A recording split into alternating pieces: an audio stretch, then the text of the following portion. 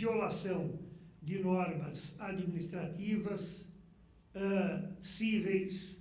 e normas penais. E, portanto, dar combate à corrupção é um dever não apenas das instituições, mas, em rigor, de toda a sociedade, de pessoas físicas e de pessoas jurídicas. Mas é preciso considerar também que as atividades persecutórias do Estado e que acabam se espraiando não apenas em todos os rincões da administração pública, mas também com os parceiros privados em sentido amplo da administração pública, especialmente das empresas, das pessoas jurídicas, há de ser feito sempre com a estrita observância do devido processo legal,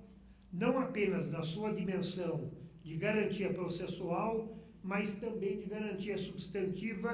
que postula pela razoabilidade das próprias leis que dispõem a respeito da matéria. Nós temos assistido a uma discussão, no mais das vezes apaixonada, e que leva a radicalismos,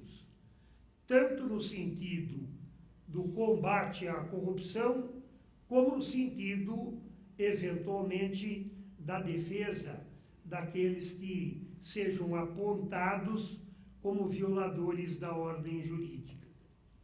Mas me permito, desde logo, e em razão mesmo da minha qualidade de advogado, de conselheiro já no 4º mandato, embora não consecutivo, da Ordem dos Advogados do Brasil, seccional de São Paulo, de que há determinadas posturas, há determinadas iniciativas que vêm provocando um grande desassossego que, sob certo aspecto, cria um clima de receio, até mesmo procedente, que deságua numa insegurança jurídica que acaba militando em desfavor do desenvolvimento nacional, condício sine qua non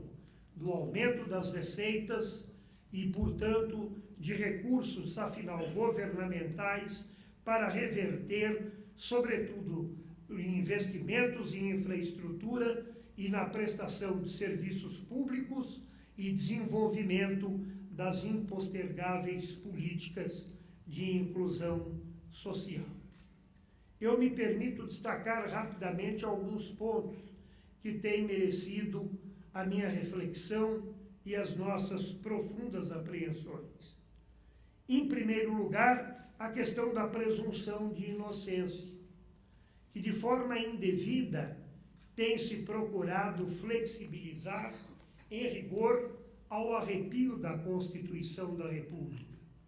Porque na medida em que a Constituição da República prescreve que ninguém será considerado culpado, a não ser em razão de decisão penal condenatória transitada em julgado, não se pode admitir e não podemos nos conformar com orientação, ainda que com o devido respeito, do próprio Supremo Tribunal Federal, que anda validando, inclusive, execução provisória de sanções penais, sem o trânsito em julgado de decisão penal condenatória. Isto agride o nosso sistema constitucional e parece que, sob certo aspecto, reflete uma preocupação por parte do Judiciário, por parte do próprio Supremo Tribunal Federal, com o denominado clamor das ruas. O clamor das ruas há de ser ouvido e recolhido, sobretudo pelo Congresso Nacional, onde tem assento os representantes do povo no sistema representativo majoritário, como é o caso dos senadores, e proporcional, como é o caso dos deputados federais.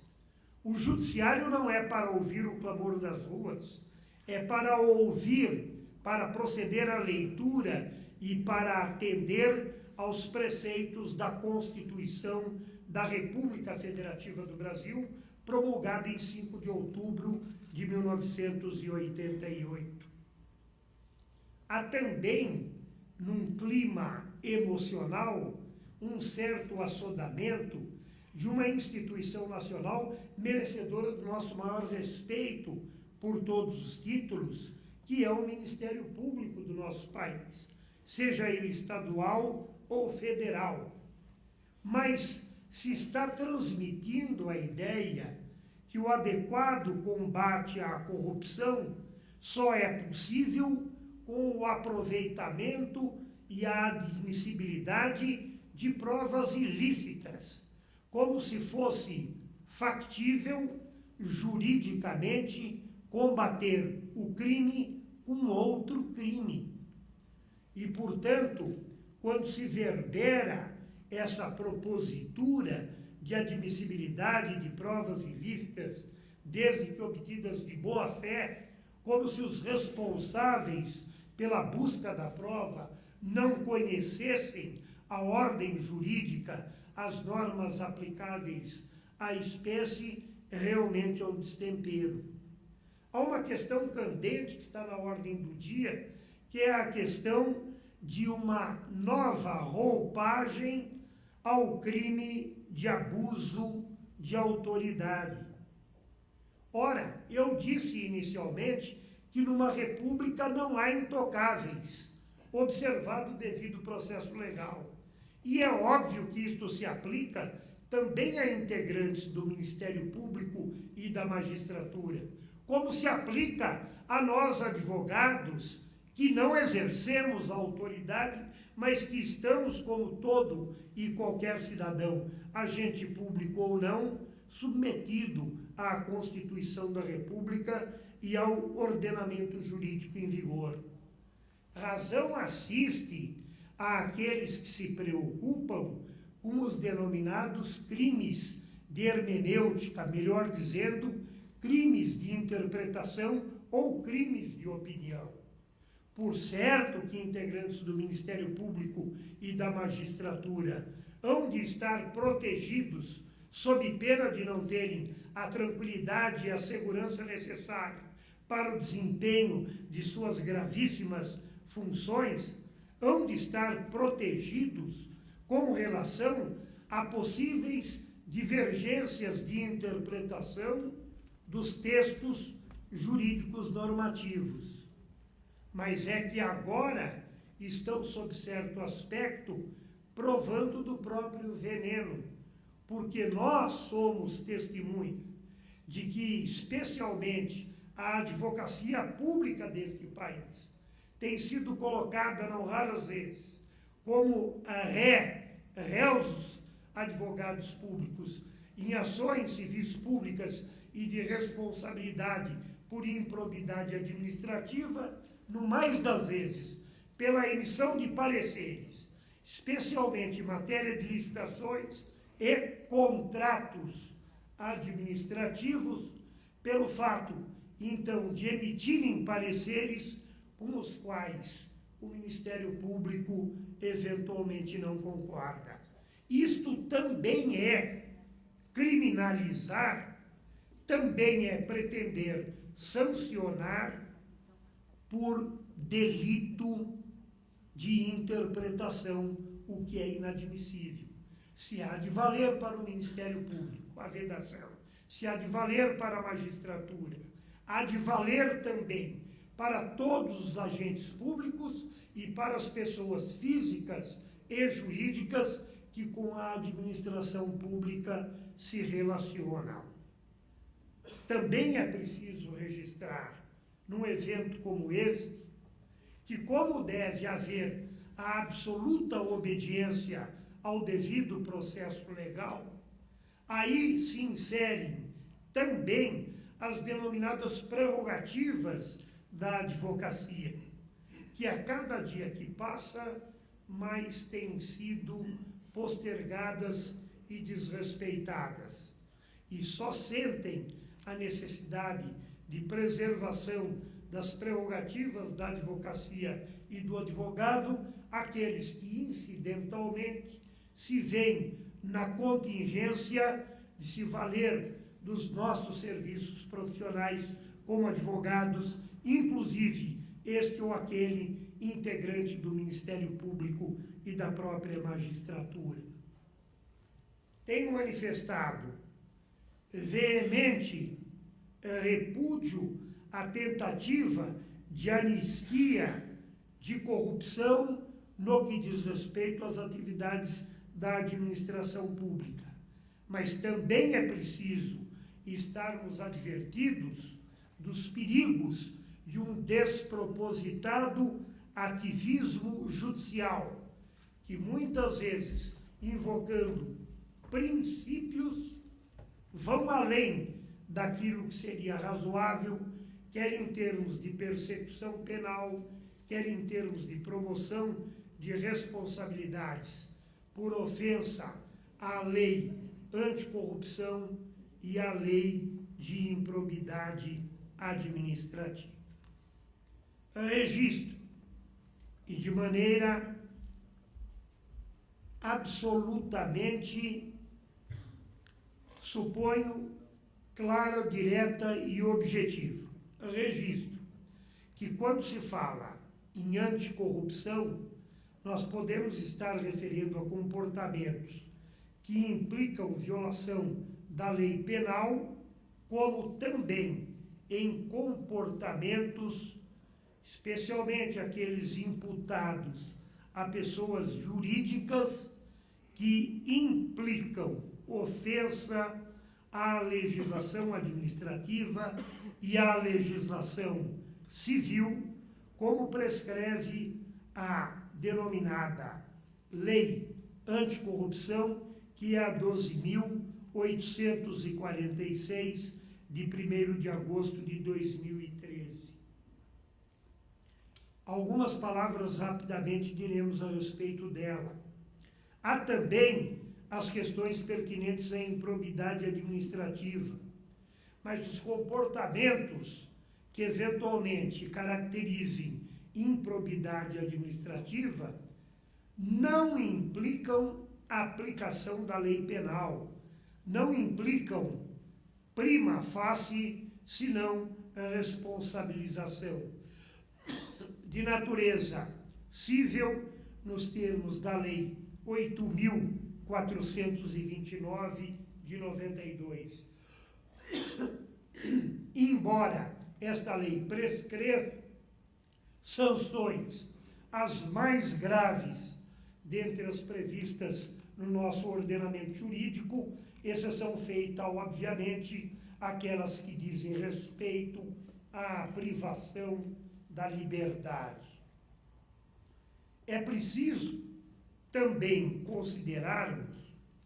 que a responsabilidade pela violação ao direito na atuação da administração pública e nas suas relações com particulares, pessoas físicas e jurídicas, portanto, podem ser de ordem penal e cível, o que se faz perante o judiciário, porque só o poder judiciário é que pode aplicar sanções desta natureza, não obstante submetidas a regimes jurídicos diferenciados. E as sanções administrativas no exercício pelo Estado da função administrativa, também exercitada de acordo com o regime jurídico que lhe é próprio. Há duas questões que eu gostaria de colocar em destaque com relação a todo este quadro, a todo este panorama. Cresce entre nós a produção legislativa, prevendo a responsabilidade objetiva em matéria civil e administrativa de violadores da ordem jurídica, de acordo com o previsto na Lei 12.846 de 2013, está estabelecido expressamente que que a responsabilidade é objetiva. As pessoas jurídicas serão responsabilizadas objetivamente, diz a lei, objetivamente, nos âmbitos administrativo e civil, pelos atos lesivos praticados nesta lei, em seu interesse ou benefício exclusivo ou não. Mas é preciso atentar para o seguinte: quem se dispõe a percorrer os dispositivos desta lei, que estabelecem quais os comportamentos vedados, hão de verificar que, em larga medida, o que está consignado nesta lei é o contrário daquilo proclamado em termos de responsabilidade objetiva. Porque quando se fala em prometer, oferecer ou dar, direto ou indiretamente, vantagem indevida a agente público ou a terceira pessoa a ele relacionada, quando se fala em